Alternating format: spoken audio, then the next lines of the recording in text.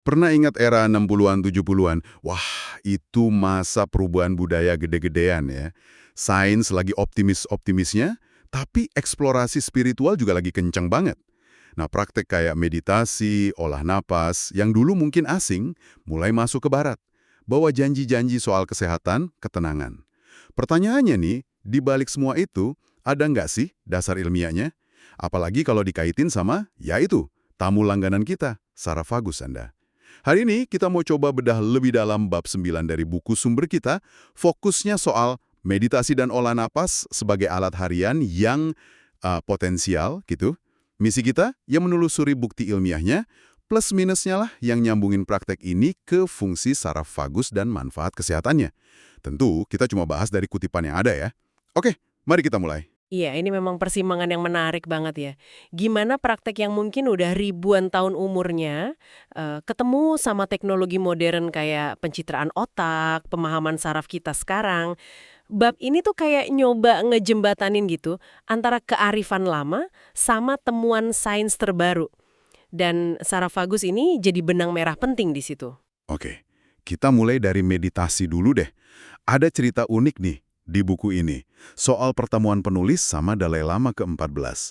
Ternyata beliau itu penasaran banget soal saraf vagus. Nanya detail, ada satu apa dua? Di depan apa belakang leher? Kayak ilmuwan ngumpulin data aja. Terus yang lebih bikin kaget, ada biksu yang nemenin beliau cerita soal praktek meditasi Tibet kuno. Mereka itu visualisasi energi ngalir di leher depan. Persis di jalur saraf vagus secara anatomi. Gila ya, kayak intuisi kuno udah ngerasa gitu pentingnya jalur ini, jauh sebelum ada peta anatomi. Iya, anekdot itu emang pembuka yang bagus ya, nunjukin mungkin ada pemahaman intuitif di tradisi lama yang ya mendahului sains formal kita. Terus, penting juga nih ngelurusin soal meditasi. Sering salah kaprah kan? Di bab ini ditekankan, meditasi itu bukan soal maksa ngosongin pikiran, bukan. Itu malah bikin orang sering ngerasa gagal. Meditasi itu payung besar buat banyak praktek. Tujuannya ya buat kedamaian batin, welas asih. Dan ini nih kuncinya, kesadaran tanpa menghakimi. Jadi kita sadar aja sama apa yang muncul, sensasi badan, pikiran, emosi. Ya diobservasi aja, diterima. Bukan diilangin. Wah, lega dengernya. Jadi bukan matiin pikiran ya, tapi belajar ngamatin tanpa kebawa arus gitu.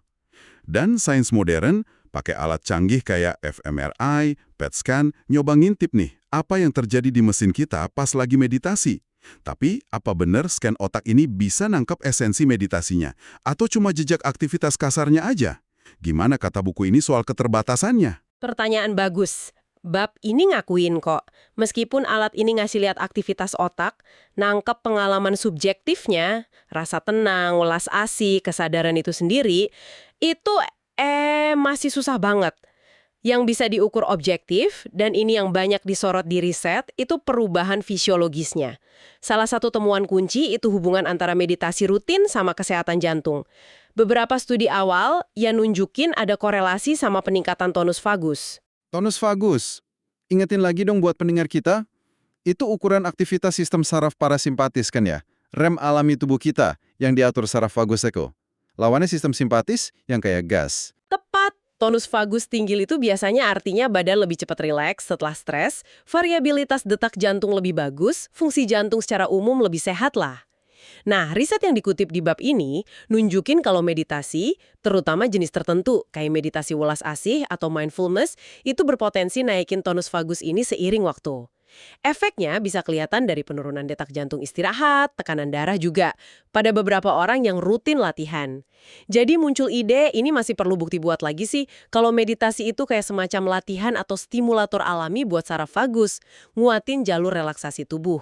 Wah, menarik banget konsep ngelatih saraf vagus ini. Penulis buku ini juga cerita dikit pengalamannya nyoba meditasi pakai aplikasi kayak Headspace, Waking Up. Dia jujur aja bilang, pengalamannya jauh dari pencerahan atau nirwana gitu. Malah lebih kayak latihan praktis aja. Ngamatin pikiran yang rame, belajar nggak terlalu ke bawah, terus balikin fokus ke saat ini, ke napas misalnya. Penggambarannya lebih membumi gitu ya, mungkin lebih kena buat orang awam yang baru mau coba. Bener, pendekatan realistis itu penting. Nah, Kalau kita sambungin lagi potensi naiknya tonus vagus ini sama temuan di bab-bab sebelumnya soal peran antiinflamasi saraf vagus, wah ini implikasinya jadi menarik banget. Kita kan tahu saraf vagus punya refleks inflamasi. Jalur komunikasi yang bikin otak lewat saraf vagus bisa neken produksi molekul peradangan kayak TNF di badan. Logikanya gini, kalau meditasi bisa naikin tonus vagus, dan tonus vagus tinggi berarti refleks inflamasi ini lebih efektif, maka secara teori, meditasi mungkin punya efek antiinflamasi.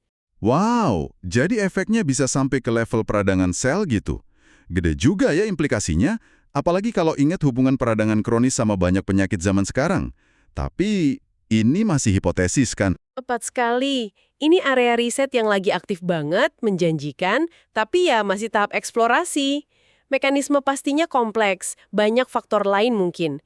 Tapi potensi ini hubungan antara pikiran, lewat meditasi, saraf, vagus, dan imun, inflamasi, ini salah satu alasan kenapa praktik ini dapat perhatian ilmiah gede banget.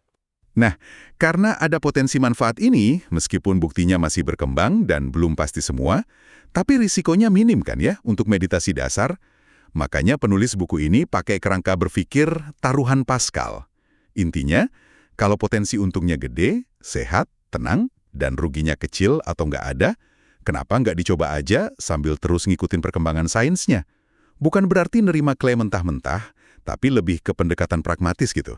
Pendekatan yang menarik ya, buat navigasi area abu-abu antara pengalaman pribadi sama bukti ilmiah awal yang menjanjikan tapi belum final, dan kerangka taruhan Pascal ini muncul lagi pas bab ini ngebahas topik kedua, olah napas.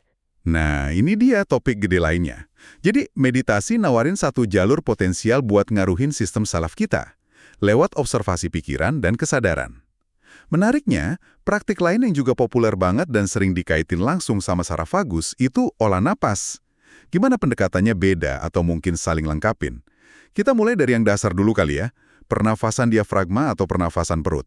Kayaknya ini sering banget kita dengar. Iya, pernapasan diafragma itu fondasi banyak teknik relaksasi. Mekanismenya dijelasin di bab ini, lumayan jelas dan nyambung banget sama anatomi saraf vagus.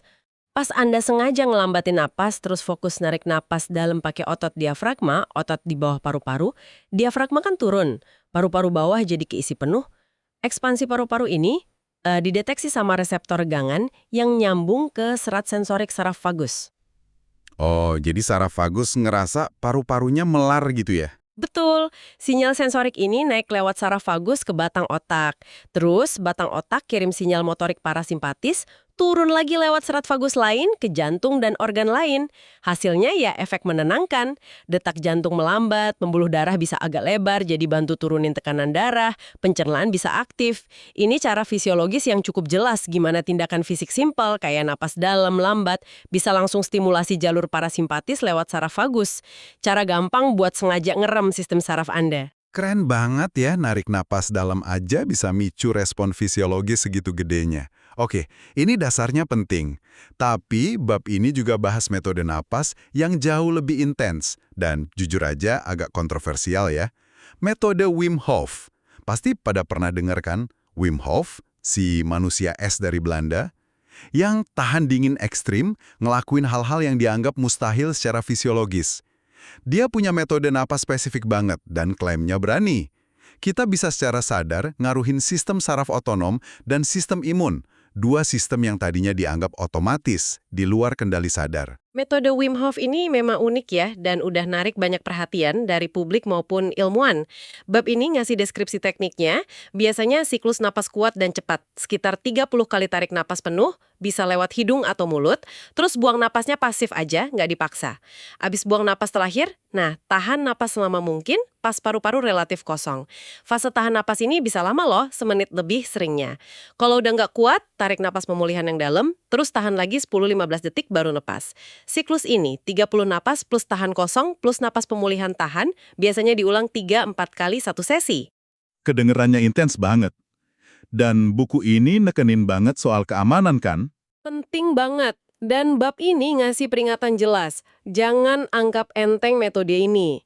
Perubahan cepat kadar oksidin dan karbon dioksida bisa bikin pusing, kesemutan, bahkan pingsan sementara. Makanya, wajib banget dilakuin di tempat aman, duduk atau tiduran, jangan pernah deket air, bak mandi, kolam, laut, pas nyetir atau aktivitas lain yang butuh waspada penuh. Risiko pingsannya itu bahaya kalau di situasi yang salah. Ini serius. Oke, peringatan dicatat.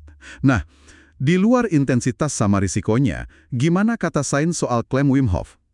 Penulis buku ini ternyata terlibat langsung di riset awalnya. Dia cerita studi kasus awal di labnya ambil sampel darah Wim Hof sebelum sama sesudah dia napas pakai metodenya. Hasilnya lumayan kagetin. TNF, sitokin proinflamasi kunci, turun signifikan setelah dia pakai teknik napasnya. Tapi ya, ini baru satu orang, studi kasus, nggak bisa langsung digeneralisir. Khas studi yang lebih gede dan terkenal dari Radboud University di Belanda. Di studi ini, mereka rekrut relawan sehat bagi 2 kelompok. Satu dilatih metode Wim Hof, napas, meditasi, paparan dingin. Satunya kelompok kontrol biasa. Terus semua disuntik sedikit endotoksin bakteri, ini aman, dosis terkontrol, tapi cukup buat micu respon imun kayak gejala flu, demam, sakit kepala, menggigil, sama lonjakan sitokin inflamasi. Oh, jadi kayak simulasi infeksi ringan di lab gitu ya? Terus hasilnya gimana? Hasilnya lumayan dramatis dan ya mendukung klaim Wim Hof sampai batas tertentu. Kelompok yang dilatih Wim Hof ngelaporin gejala flu yang signifikan lebih ringan dari kelompok kontrol. Dan yang lebih penting, analisis darah nunjukin kadar sitokin proinflamasi, TNF, IL-6, IL-8, mereka jauh lebih rendah setelah disuntik endotoksin. Sebaliknya, sitokin antiinflamasi mereka, IL-10, malah naiknya lebih tinggi. Ini nunjukin pelatihan Wim Hof kayaknya bikin peserta bisa secara sadar ngemodulasi respons imun mereka. Wah, luar biasa itu. Jadi gimana cara kerjanya? Apa lewat stimulasi saraf vagus juga kayak napas diafragma tadi? Nah, di sini nih uniknya dan paradoksnya yang dibahas lumayan detil di bab ini. Beda sama napas diafragma yang jelas aktifin jalur parasimpatis vagus ya. Studi Radboud nemuin efek metode Wim Hof ini kayaknya justru lewat aktivasi sistem saraf simpatis yang kuat banget dan disengaja sistem gas atau lawan lari itu. Mereka ngukur kadar epinefrin adrenalin yang melonjak tinggi banget di kelompok Wim Hof pas napas, jauh lebih tinggi dari kontrol. Adrenalin ini yang diduga neken produksi sitokin proinflamasi dan naikin IL-10 anti-inflamasi. Tunggu. Ini agak bingung nih. Bukannya kita sering dengar aktivasi simpatis kronis, kayak stres lama, itu justru naikin peradangan dan jelek buat kesehatan. Kok ini aktivasi simpatis kuat banget, malah nekan peradangan? Gimana buku ini jelasinnya? Nah, ini poin krusial yang dijelasin di buku. Ada beda fundamental antara aktivasi simpatis kronis tingkat rendah, kayak stres harian, sama aktivasi yang akut, intens, dan sementara, kayak di metode Wim Hof atau pas olahraga berat banget misalnya. Stres kronis emang cenderung proinflamasi, tapi lonjakan adrenalin tinggi dan singkat kayaknya punya efek imunomodulator beda, termasuk neken beberapa jalur inflamasi akut. Mekanisme pertahanan tubuh yang kompleks lah. Penulis juga spekulasi, meskipun simpatis dominan, mungkin masih ada peran tersembunyi saraf vagus juga, tapi susah diukur pas kondisi ekstrim gitu. Jadi ini bukan saklar on-off simple antara simpatis-parasimpatis, interaksinya rumit. Oke. Jadi kuncinya mungkin di intensitas sama durasi aktivasi simpatisnya ya. Akut dan kuat bisa jadi antiinflamasi, kronis dan rendah malah proinflamasi. Kompleks tapi menarik. Ini nunjukin kita nggak bisa nyamain semua jenis stres. Tepat sekali. Ini ngegarisbawahi rumitnya interaksi saraf otonom sama sistem imun. Dan gimana intervensi kayak olah napas bisa manfaatin itu dengan cara yang nggak terduga. Selain metode ekstrim kayak Wim Hof, bab ini balik lagi bahas napas yang lebih lembut, napas lambat, dan variasinya termasuk napas siklus. Beda sama aktivasi simpatis ala Wim Hof, yang ini diduga kerjanya lewat jalur yang lebih kita kenal tadi, stimulasi sisi parasimpatis saraf vagus buat efek menenangkan dan potensi antiinflamasi. Iya, fokusnya balik ke aktivasi rem tubuh. Bab ini nyebut beberapa studi yang dukung ide ini. Salah satu yang menarik itu dari Stanford University. Mereka bandingin efek beberapa jenis olah napas harian, 5 menit sehari, sama meditasi mindfulness biasa, ke suasana hati dan kecemasan selama sebulan. Hasilnya, semua bermanfaat. Tapi kelompok olah napas, terutama yang cyclic sighing, helahan napas siklik, nunjukin peningkatan mood positif paling signifikan. Cyclic sighing gimana tuh persisnya tekniknya kata buku? Cyclic sighing ini niru pola helaan napas alami kita, tapi disengaja. Jadi tarik napas dalam lewat hidung, langsung susul tarik napas kedua, lebih pendek buat isi paru penuh, kayak hirupan tambahan gitu, terus buang napas panjang lambat lewat mulut. Penekanannya di buang napas yang panjang itu. Penelitinya nebak efektivitasnya mungkin nyambung ke pengaruhnya ke variabilitas detak jantung dan aktivitas vagus yang ngaruh ke pusat emosi di otak. Menarik. Niru desahan alami bisa jadi cara efektif ya. Ada studi lain soal napas lambat ini. Ada juga referensi ke studi lain soal napas lambat teratur, misalnya sekitar 6 napas per menit. Jauh lebih lambat dari napas normal kita kan, sekitar 12-18. Studi di pasien hipertensi nemuin kalau praktek napas lambat rutin gini bisa nurunin tekanan darah sama kadar sitokin inflamasi TNF juga. Ini nunjukin lagi potensi aktivasi jalur vagal parasimpatis. Jadi kita punya spektrum teknik napas nih. Ada yang intens kayak Wim Hof, kayaknya ngebajak sistem simpatis buat efek antiinflamasi akut. Terus ada napas lambat dan siklus kayak cyclic sighing. Kerjanya lewat jalur parasimpatis yang nenangin, potensinya juga ke mood, tekanan darah, mungkin inflamasi. Ini benar-benar nunjukin betapa kompleksnya sistem saraf otonom kita ya, dan kita baru mulai paham cara kerjanya. Persis. Dan penting buat ingat kompleksitas saraf vagus itu sendiri. Bukan kabel tunggal, tapi bundel gede isinya ratusan ribu serat saraf, mungkin fungsinya spesifik masing-masing, sebagian besar masih misteri. Jadi pas kita bilang meditasi atau olah napas stimulasi saraf vagus, itu sebenarnya nyederhanain proses rumit banget. Kita baru mulai metain gimana teknik beda mungkin interaksi sama serat saraf vagus tertentu, terus gimana efeknya ke fisiologis dan psikologis. Ini jadi pertanyaan penting soal presisi intervensi kayak gini ke depan.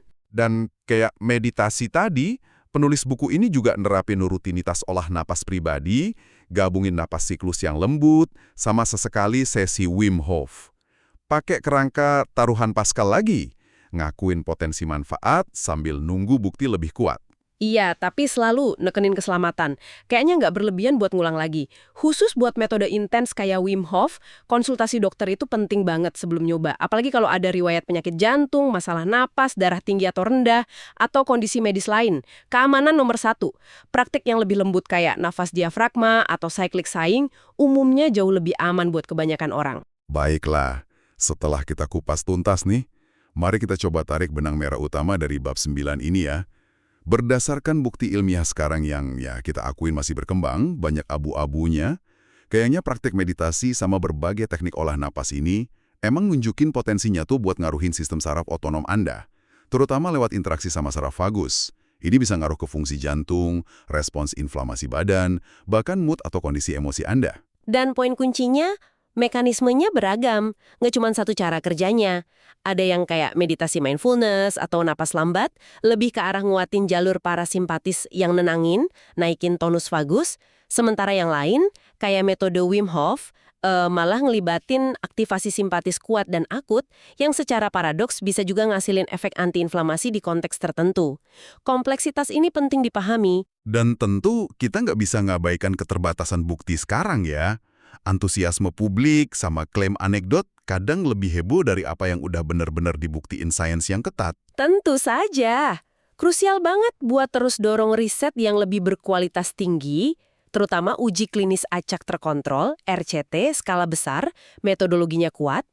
Riset kayak gitu perlu buat benar-benar misahin efek praktek ini, paham manfaat jangka panjangnya, identifikasi efek samping atau kontraindikasi, dan nentuin buat siapa metode ini paling cocok dan aman.